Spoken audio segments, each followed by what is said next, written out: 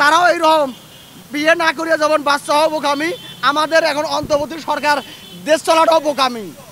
এখন বাংলাদেশে যারা উপদেষ্টা আছে, যারা সমন্বয়ক আছে, তারা এখন হিমশিম খাচ্ছে দেশের মধ্যে।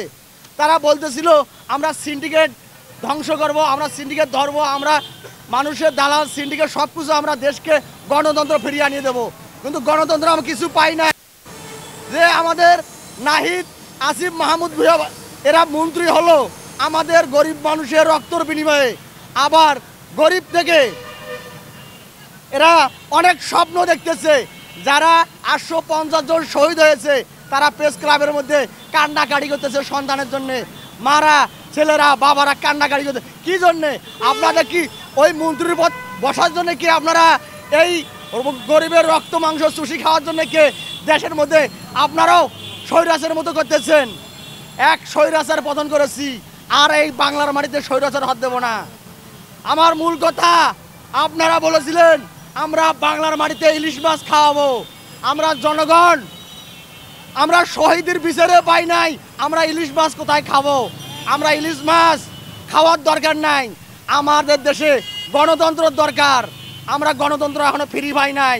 আর তার আগে দেখতেছি ছাত্র ঘরে অনেক স্বপ্ন। আরে ভাই, স্বপ্ন আপনারা গরিব কি উপহার দিয়েছেন? আর এই কি দিবা?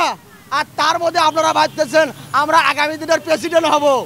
আরে প্রেসিডেন্ট তো হওয়ার দূরের কথা, আগে আপনার নিজের ভোটটা জাস্টিফাইড করেন, আমি আমার ভোটটা দিতে পারবো কিনা আবার ওই বাংলাদেশে। যে আপনারা দল সাজগোজ করতেছেন, আগে সামলান। আওয়ামী লীগ যদি আবার জাগ্রত হয়, আমাদের মতো গরিব দুঃখী মানুষ, তোদের মতো সমানক যারা এই বাংলাদেশে যে জামাত বিএনপি আছে, অবস্থা খুব ভয়াবহ হবে বাংলার মাটিতে।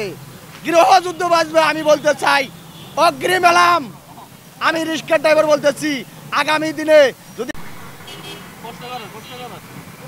আসসালামু আলাইকুম প্রিয় দেশবাসী ও জনগণবাসী, সবাইকে সালাম। আমার প্রথমে কথাটা হলো যে একটা উপন্যাস দিয়ে যে এক মুসল্লি এক ইমাম সাহেবের কাছে গিয়েছিল, যা বলছিল হুজুর আমার জন্য দোয়া করেন, আমার জন্য একটা বাচ্চা হয়। সে বলছে তুমি 1 বছর পর আসো, ইনশাল্লাহ তোমার বাচ্চা হয়ে যাবে। এখন এই ছেলে 1 বছর পর হুজুর কাছে গেছে, হুজুর আপনি কি দোয়া করেছেন? আমার তো বাচ্চা হয়নি এখনো। এখন হুজুর জিজ্ঞেস করছে তুমি কি বিবাহ করছো? না তো আমি বিবাহ করি নাই। আরে বোকা, তোমার বাচ্চা হবে কিভাবে? তদরূপ বাংলাদেশের রাজনীতির যে প্রধান উপদেষ্টা আছে, এমন প্রধান উপদেষ্টা যারা আছে যে দল করেন, তারপরে নির্বাচন করেন। একটাই তো দফা ছিল, একটাই দফা ছিল, শেখ হাসিনা তোমাকে ক্ষমতা ছাইরা নির্বাচন করতে হবে।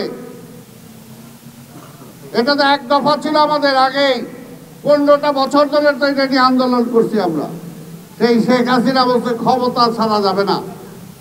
ক্ষমতার এমন একটা মোহ, এমন একটা মজা, কিন্তু ওই মজা দেখছেন কিরকম? আবার ওই একদিনের জনগণ যখন রাস্তায় নামছে তখন কিন্তু আবার পিছনের দরজা দিয়ে পালাইতে হয়েছে।